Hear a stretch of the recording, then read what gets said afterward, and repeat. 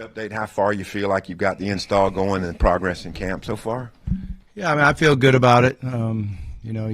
The first week is all install, so it's a little tough on the players because every day is something new at them, and then you're trying to see how you work that particular run, that particular passing play, that particular play action, and sometimes you come back the next day and you don't have time to repeat it. You just got to move on to the install.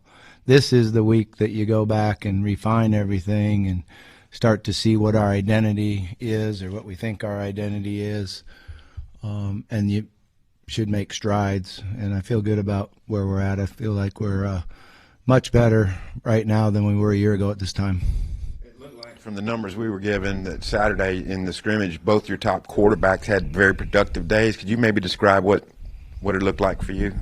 Yeah, I mean, we came out and executed really well early. They were making good decisions and being very accurate. Thing that was fun about it is a lot of different receivers made plays, tight ends made plays. You get a running back that can take it the distance, so that was fun. You don't have to call so many plays when he can take it and go score. Flashes of Niall Davis out there faster than anybody else on the field, so that's fun. That's really enjoyable. And in doing that, we're trying to find out, okay, what runs, what package does the play actions and pass game come off of those runs. So there's a lot for us to learn, not only about our offense but our players. And the scrimmage was really just about players. I was just calling plays to get this guy the ball or give this guy a chance or that. But they executed well. I was happy with it. KJ made some really good throws. He's matured extremely well since a year ago. The one thing we asked him to do over the summer and here in camp is to work and get better accuracy, and he's done that. He's really improved on his accuracy, which helps him perform better. You mentioned just now you think you're further ahead maybe than you were last year. Aside from it being year two and a returning quarterback, what makes you say that? Are there any pieces along the offense specifically that have you that confident right now? Yeah, I mean, it starts with the offensive line. I feel like way more comfortable with the offensive line. Our size, our strength, our athletic ability. We got a couple centers that are we got 3 centers right now that are rotating in there playing really well. One's a true freshman that's extremely talented. So I feel good about where we are at center position. The tackles are doing a really nice job. We do have competition at the right tackle, E. Harris and Shaq, and E. Harris has gained weight. He's much stronger and more physical than he was a year ago. A year ago, he really wasn't tackle size. He went from 285 to 310, I think, when he weighed in. And you're seeing that strength on the field. Kobe and Blackstock at the right guard are in good competition. It'll be fun to watch and see how that plays out. And then I feel really steady about our left side with Junior and Corey over there. So Corey's a really, really good football player, and Junior's at the right spot. Sometimes that tackle and his aggressive nature, his personality, is more suited for a guard than out there on the edge, and it's been fun to watch. I feel like we have a really strong tight end group, with our ability to run block and catch the football. Andreas has improved tremendously since a year ago. A year ago at this time, he didn't even know what a play was, what the playbook was, and he responded well to competition. Instead of shying away from it, he's made himself better. And Platt's an extremely talented young man. The size and speed you want at a tight end in this conference. And then Rohan can he has the ability to block like we need him to, but he can really run, and the speed he has at that position changes things a little bit. His ability to get downfield and go. So the front seven, is way better than we were a year ago. It seems like KJ really turned a corner in the spring, and I think for me it was like watching that first scrimmage like live, and then ever since then he had more confidence. Is that something you noticed, and what has allowed him to gain comfort in the system and just feel a little bit more confident out there right now. Yeah, KJ is an extremely intelligent young man. You know, he picks things up really well. When you ask questions in the meeting room, he's the first one that wants to answer it. Sometimes jumps in there and answers it when I want somebody else to answer it, you know, but he does a great job with that. He was really hard on himself. You know, he's like, okay, we had 88 play scrimmage, and he played really, really good for 84 of those plays. And you say, KJ, what'd you think? How'd you do today? And the first thing he would do is recite the 4 plays that he didn't do a good job. So we're working on that. We're working as a quarterback. You got to take that and throw it behind you and then focus on the next play. And he had a hard time doing that as a freshman, and even the first week or two of spring ball. But I think he's really matured and learned how to, okay, the most important thing is the next play. I got to put, whether I threw a touchdown, you don't see him jumping up and down and screaming when he throws a touchdown, but some quarterbacks did. Or you throw a pick. The most important thing is the next play. So you have to have that type of mindset. And I think he's lightened up on himself a little bit and done a nice job of understanding that I am going to make mistakes at times. The key is not make it twice. Coach, can you enlighten us a little bit on the challenges of selecting your top receivers? Obviously, you're going to play a lot of them, but 3 of them got to go out there first. And I guess just the challenges of finding those guys right now. It's a good problem. You know, there's great competition. They're competing to get reps with the 1s and reps with the 2s. They're competing to get out there. So I think it's a good problem. We do need to, you know, as we work through here the next 2.5 weeks, we need to find out who wants to be the go-to guy and who we're going to count on. And but it's really been good competition. You know, at the X receiver spot, Blake's done a really nice job. He's way ahead of where he was in spring and playing fast and precise. He's got good hands, so he can make great catches, and he's got to be consistent and not drop the easy ones. You know, that's just concentration. Monte's a different guy. You know, one of the things that showed up with him is the testing from summer. When you look at his height, weight, speed, vertical jump, all these things are off the charts for a receiver, and you go, man, we got to get this guy the ball. And so we made a conscious effort at doing it, and he's responded great to it. You know, he had the most yards receiving in the scrimmage the other day, and made 2 really good catches and runs after the catch. So that was really good to see with him. At the Z spot, you know, C.J. Brown has been doing a really good job. He's playing both outside and inside, and that helps us a lot because his experience, he understands the offense better than anybody out there. When you run the GPS and everyone sprints as hard as they can, CJ's faster than any of them. So he caught a really nice post route yesterday morning for a touchdown, which was great to see. But he also has such quick feet that he's good inside. And like I said, he knows the offense better. Sharp's had some good days, and I want him to play faster than he's been playing. You know, he relies a little bit too much on his quickness, and you know, unfortunately holding is interpreted different ways, and he's got to be able to come off the ball and go, not just sit there and dance around, or he's going to get held, and they're not going to call it. That's just how it is. That's the nature of the position that he's in that slot receiver. I haven't seen a lot of Shanks. I wish we would, but he's you know, he's had a little nicked up, and he was out there today full speed for the whole practice, which was good to see. So, you know, we're still learning about him. Cross has done a really nice job. He's so strong in the lower body, and he's improved his strength. He's made a lot of catches and a lot of runs after the catch. You know, his challenge is to really know the playbook and not make a mental error. And when he can do that, then he's going to be in there making plays for us. Jay Brown is the fastest guy out there. He just keeps getting better with the understanding and his quickness and going. Our big freshman has got unbelievable talent. You know, he's got to learn the style of the SEC and know how to go full speed every play, but that'll come with maturity. He's a competitive guy, and he's shown the talent to make a lot of plays for us. He just hasn't quite learned that I have to go full speed every single play and go. Andy Jean's a guy with good ability, and we've liked how he runs after the catch and his route running.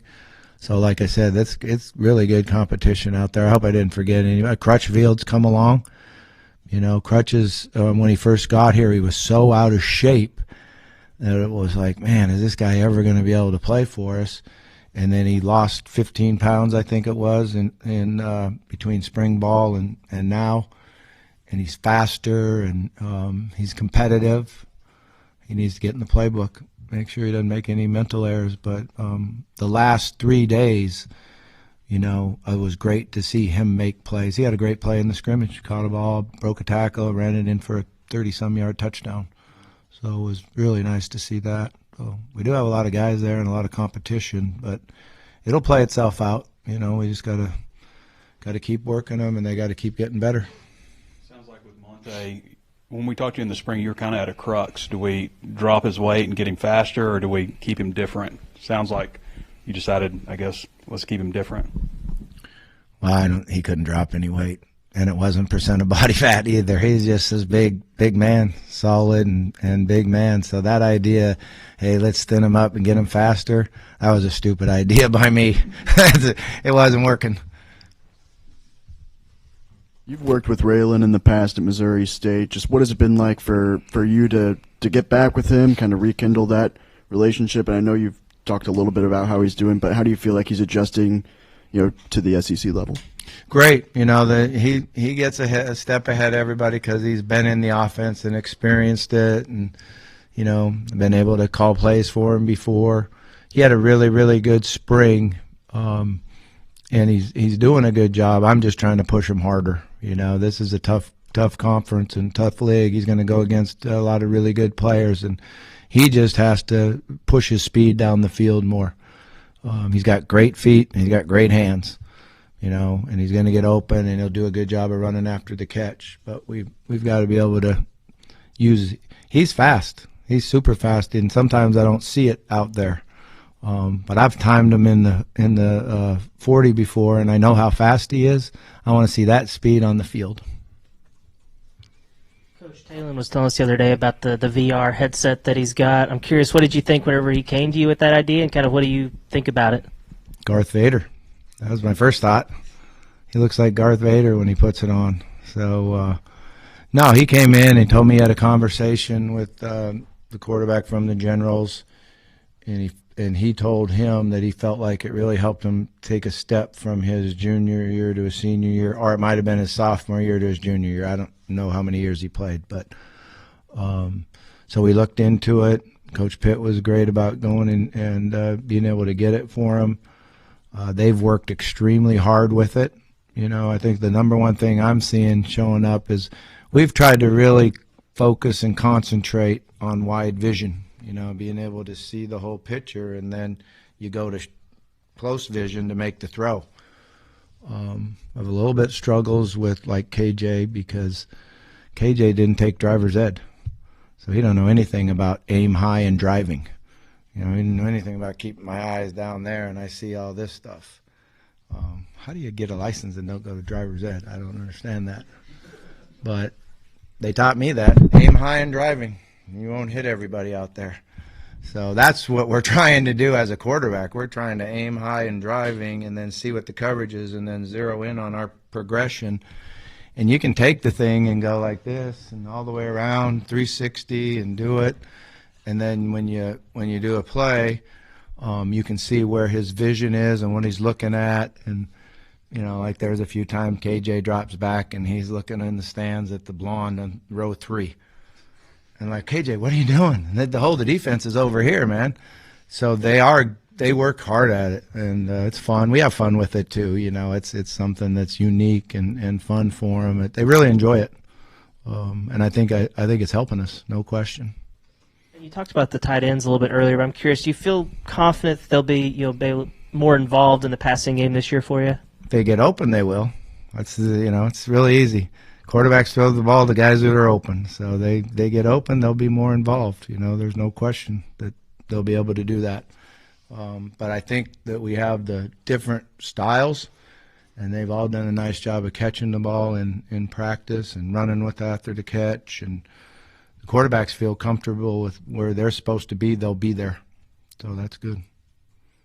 When we talked to Colby Smith, he said that Braylon Russell didn't have the spring that y'all were looking for. What have you seen from him now? He's much more focused. He's working extremely hard at understanding the plays and then the blocking within the play and how to press blocks and then accelerate out of it. If he'll do a good job of pressing blocks, he'll set the linebackers, and then his acceleration through the hole with his size, they're going to bounce off of him. So I've been really happy with that. You know, we want him to be the physical guy, the guy that takes a 2-yard play to a 5-yard gain. That's a great run. You know, a 5-yard hit on his hips, they bounce off, and he goes the distance. He can go the distance now, and he's an unbelievable athlete. I mean, for how big he is, he can jump, turn, catch the ball. You know, I recruited him out of high school to A&M, so I spent a lot of time studying him. He lined up at tight end, cut seams down the middle. I mean, unbelievable athlete. So we're just trying to get him to get the mindset that he's the one, he's the hammer, not the nail. And he's the one doing the explosion and the hitting. And, you know, throughout the summer I was sending him video of Allstott and the dude from LSU and all the big backs that, you know, run people over. I should get him some of the bus, man. The bus. I need the bus driver. I got to coach the bus driver at the Jaguars for a while. He was the fullback. And he reminded me of Colby because he was a little guy, but he was really tough. So, but he's gonna be a really good player for us. And what do you think is the biggest difference from Talon right now entering this season than maybe when you first got him? I mean, you know, his knowledge of defenses is way better. So he understands, which allows you to make quicker decisions. His accuracy is really improved. You know, his technique helps that.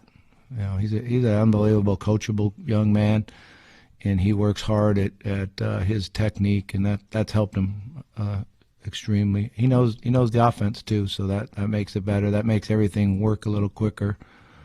You know, it was a pretty big jump from the speed of Boise State to the speed of the SEC. So, you know, it took him a while to get used to that, which windows close like that. You know, defensive ends are up the field like that. So, I think you'll see his maturity. What's the comfortability been like with Talon in this camp compared to a year ago? Everything's not new to him. You know, everything's not new to him. And, you know, one of the things that I've always tried to do is, like, when you get a second-year quarterback, I get to relax a little bit more on the practice field, where instead of having to run down and tell the receiver this, I'll say to Talon, hey, you go tell him. All right? Because he'll look at me like, the receiver's lost his mind. And a lot of them lose their minds. You know, that's the nature of the position. But he'll go down and tell him what he didn't do right on his route or what mistake he made. And then sometimes I'll start heading that, and I got it. So it helps a lot. Sometimes it means more to the player when it comes from the guy throwing it to him than from a coach. And that's the leadership that you need to be really good at that position. Is there one area that you've pinpointed that you want to see Talon improve at? Not one. And, you know, I've always been hard with those questions, or what's the biggest thing or stuff like that, because it's the whole package. You know, he's got a lot of areas that he's going to be a lot better at than he was a year ago. Jaden Platt was saying that from your guys' time at A&M that you always believed in him and had those conversations. What do you see in him? What do you see in him? Man, a talented guy that's very, very intelligent, has a really good heart. I love the kid. I loved him when we were at A&M together. He was a little bit hard on himself too. You know, he wouldn't get the reps that he wanted, and that he'd get down a little bit, and I was able to try to encourage him. You know, one of the fun parts of leadership is to encouraging young men to get better, and I think that's how we grew the relationship that we have. When Coach Mateus was in here last week, he said this was the best group of freshman offensive linemen he's ever worked with? I know you've been coaching a little longer than Coach Mateos, but how does this group stack up for you, and what is it about this group that makes them so impressive? I don't look like I've been coaching longer than Coach Mateos, though, right? But I have a few more years. That's for sure. Hey, it's a good crew. You know, you got a center in there, and he's a tough guy. Okay, he really is intelligent, and he's super, super talented. And you know, I've always thought center was a special position where you got to be sneaky mean.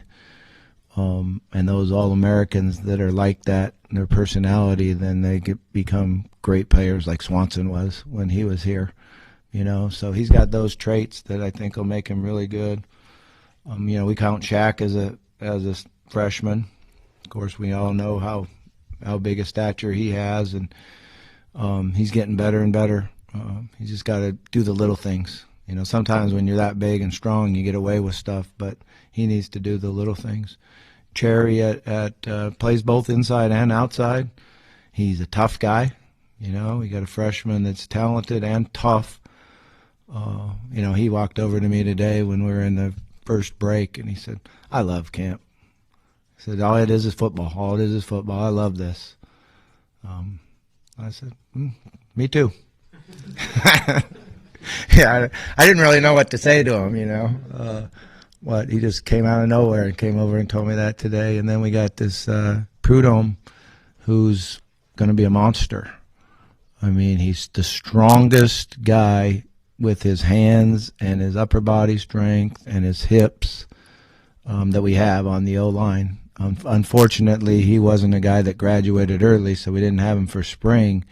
But he's just going to keep getting better and better, and he's another tough guy. So, you know, sometimes not just your ability, but your toughness on the offensive line makes all the difference in the world. Real quick, is Cherry the only one of those three that could go in and out? Or yeah, he can play both guard and tackle. He's been playing a lot of guard, but, you know, we've been rotating him some at tackle too. But he has the talent to do both. He's and the length. He's tall and long-armed. One of the narratives that everybody always says, year two, Bobby Petrino offense is going to take this big step forward. Why do you think that is? Is that just the complexity of it versus maybe a spread offense or something like that? Yeah, I'm not sure. I think it's the fun to have a quarterback back for another year because his experience and his ability to understand like that, you know, instead of having to think for a second and then get it, you know. So it all works a little faster and more explosive. You guys seem to think you'll be improved on the offensive line versus where you were a year ago, and obviously there's going to be times where players get into the backfield and sacks and stuff, but you look at some of the games that were close, like the LSU game, you know, play in the offensive backfield, the Texas A&M game, a couple of plays before he could even like blink and stuff. Why do you think that was going to be so much different maybe for this year? Because those are just game-changing moments before quarterback even has a chance to think. Yeah, you know, all the plays like that. There's probably a different reason every time. So it's the ability to work together, you know, with the protection being set by the O-line, everybody doing their job, setting it, or the quarterback, you know, straightening out the protection, having that confidence and knowledge. You know, sometimes you'll know what to do, and then you just don't have the confidence to do it. Tyler was like that when he was young. You know, he would see stuff and then just let it go, and then come to the sideline. I said, "Did you see that?" He said, "Yeah, I saw it." Okay, well, you're going to need to make the call then. And, you know, and so it's a two-part deal. First, the knowledge of it, and then the confidence to take demand and do it. So that makes things a lot easier. The comp to Niall Davis, that's a strong comp for Mike, but everybody who's come through has really complimented everything about him. What is it about maybe his character and makeup that, you know, he was in Mexico State last year. Yeah, it's amazing, isn't it? I can't believe I didn't find him last year. That makes me mad. Bad job. A bad job coming out of Buffalo. We should have found that. But so first of all, he's nothing but serious. Okay, you know, I don't even know if you can make him smile. But he came in here and wanted to learn the offense and know everything.